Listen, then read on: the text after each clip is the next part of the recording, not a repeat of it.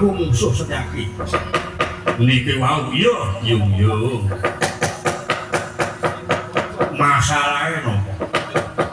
Kepiye? Masalah mestine mawon wonten perkara. Sejati ngajan dalan. Lakon mateni dak kaca. Yen wis gemlinding Sirestaki. Oh. Ngedeke pakem boyoyo. Nek boten mungkar menika. Ora nrimake tapi entuk gawe kok diangkat patine yo lho. Lah iya cekak kuwi. Lah wong tak iki punya arep gawe kanca-kancae. Nek busuk boyo mati seboyo mati kan. Lajeng sampeyan niku meksa tadi lho. Sejak ini jadi gede orang kilo bisa keplok kata sahabat beti laku tangannya antep kaya pendawasi umomo silaku pun suwe niku ampuh sing tanpa guru sejak ini ampuh sing tanpa guru sebabnya mpung tau dimong gendruku sing jenenge gendruku Raja Bali niku sing ngedeki gendruku mula ramokal kekuatannya tika bobote kalih mungsuhe. Oh ngono kok nggih. Ya lho sing ngomong staki jaman sing cilik ya kok. Gendruwo Raja Bali. Lah iya. Iku sing ngomong staki. Nek sing ngomong kok gendruwo Raja Singa. Raja Singa dhewe protes ora. Santos dikone pun nesu menang iso pita pitu kekuatane tinimbang wis rasa kopian al mundur lah berarti santos yo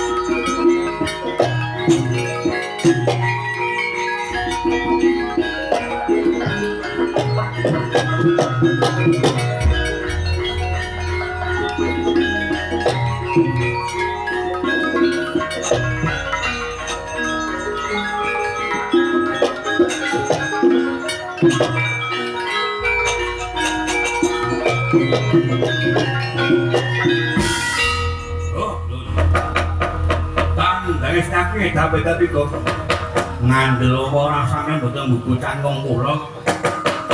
Niku niku bocah sing kurang disuwa. Tenang niku. Niku dekane pun nyekel bodo wesi kuning. Luwih bebayani meneh saking niku. Jenenge bodo kono bodo wesi kuning. Niku gedene ming sak lengen bayi nika. Nggih niku. Kasihate wis ora bakal mindu gawe godhong sikune kuwi nggih kasihate lho sadado mincilin ning atos ngoten apane godhong sikune kuwi kasihate nggon endi lho wis tau mateni buta sing jero praku banjur semara kae lho jaman lakon rabi sejaki ora sekian mati kae lho aku lali masa lali wong duwite wis entek dadi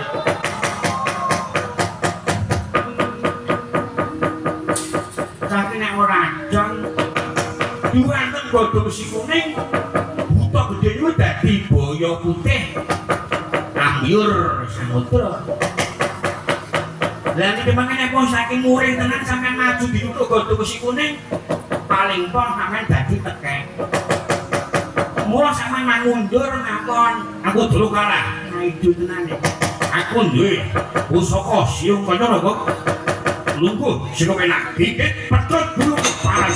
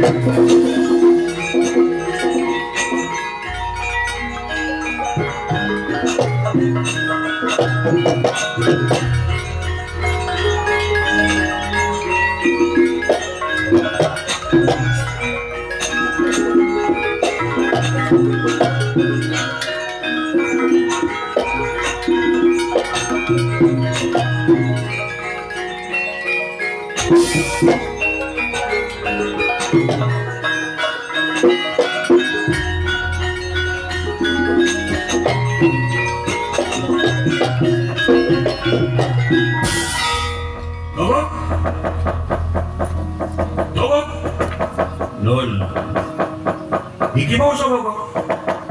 Niki mau dawa. Lah kok tandang gayane rusak-rusuk. Lah iki lha wong butuhe menang kok. Rasa datakokan pertikasi pokok niku menang. Pak cokot getak babros lah kok males. Lah males lha wong krasa lara sampeyan niku. Nah kuwi ta tangan tangane kotel to. Apa ora kowe karo dudu teke dhewe dadi ya botol ngono kuwi. Ya ora apa-apa.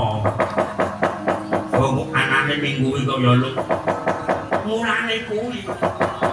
Kan kaya memalukan ngono ya. Iki disiake jangan dingendi tangane protol. Esuk dilem kepiye kok kowe iki ora. Niki nek sampeyan mundur sira kok tenan. Menika pun muringkan sing jenenge Udawa niku. Aku gumun.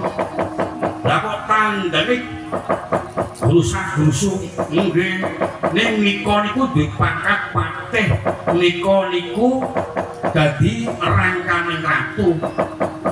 Wong kaya ngono kae nggih. Senajan ora patra kados nika ning nika jujur karo kawulane ngoten. Ora tau tumindak korupsi ngero bandani wong cilik ya ora tau. Jujur nika. Karo panglomro kados nika nika karo kawulane jujur.